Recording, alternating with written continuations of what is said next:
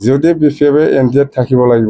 থাকিব লাগে তেতিয়াহ'লে ইউ পি পি এলত আউট কৰ পাছ হৈছে যদি বিপিএফে এনডিএত থাকিব লাগে তেতিয়াহ'লে ইউ পি পি এলত আউট কৰ পাছ হৈছে এইটোতো নিয়ম প্ৰমোদ বড়োক মাতিব লাগিব না নামাতিলে আৰু কিবা কিবি বকি থাকিব সি সন্মান দিম আমি দে হ'ব আৰু ভোটক না কিবা কিবি তাই চৰকাৰৰ কথা পিছত প্ৰথম এলায়েন্সটো ক্লিয়াৰ হ'ব লাগে ইয়াৰ পিছতহে চৰকাৰ প্ৰথম এলায়েন্সটো ক্লিয়াৰ আমি কৈছোঁ যে ইউ পি পি এলক বাদ দিয়ক আমি এনডিএত সোমাই যাম তেতিয়া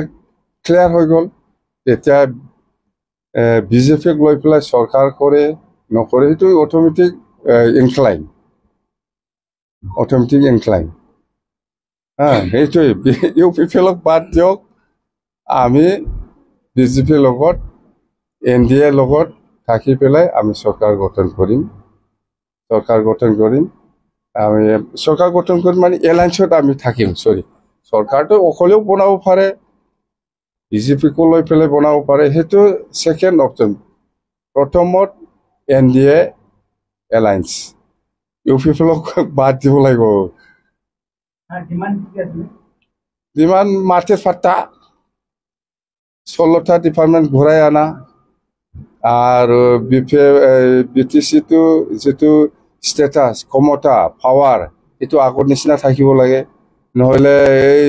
ইউ পি পি এলৰ দিনত একটা ইন'ভা গাড়ী লৈ পেলাই আগত মাথাত EM লৈ পেলাই লিখি পেলাই একলা ঘূৰা এনেকুৱা ক্ষমতাটো আমাক নালাগে আগৰ ক্ষমতাটো কি আছে জানে EM সকলে একটা এস্কৰ্ট পায় EM সকলে 2টা PSO পায় চিফ ডেপুটি চিফে আগে পিছে এস্কৰ্ট লৈ পেলাই ঘূৰে এইবিলাক ক্ষমতা ষ্টেটাছ বুলি কোৱাটো BTC চুক্তি যিটো আমাক ক্ষমতা দিছে সেইটো আমাক আকৌ লাগে এইবিলাকেই আৰু কি EMটো 5 তাৰিখত 8জন বা 10জন প্ৰত্যেকিং ল'ব নামটো আজি দিব নোৱাৰে বা গণ্ডগোল হ'ব সেইটো আমি ঠিক কৰা নাই কৰিম সময় আছে 1-2 ঘণ্টাতে আমি দিব পাৰিম মুঠতে 5 তাৰিখত 8জন বা 10জন ইয়াৰ ভিতৰত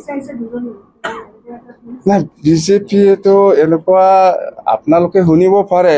বা আমিও শুনিছোঁ এনেকুৱা বিজেপিৰ পৰা 2জন বা 1জন বা 3জন এনেকুৱা EM বিচাৰিছে বুলি সেইটো অফিচিয়েল নহয় বা ইহঁতে এইটো শুনাৰ কথা বিজেপিৰ পৰা নিশ্চয় এনেকুৱা ষ্টেটমেণ্ট আজিলৈকে দিয়া নাই আৰু মই শুনাও নাই কিন্তু বাহিৰে শুনা কথা সেইটো এইবিলাক বাহিৰে শুনা কথাহে তো আমাৰ পৰাও আমি স্পষ্ট EM লাগে না কি লাগে সেইটো ডাঙৰ কথা নহয় এতিয়া হ'ল এনডিএ যদি বিপিএফে এনডিএত থাকিব লাগে তেতিয়াহ'লে ইউ পি পি এলত আউট কৰ পাছ হৈছে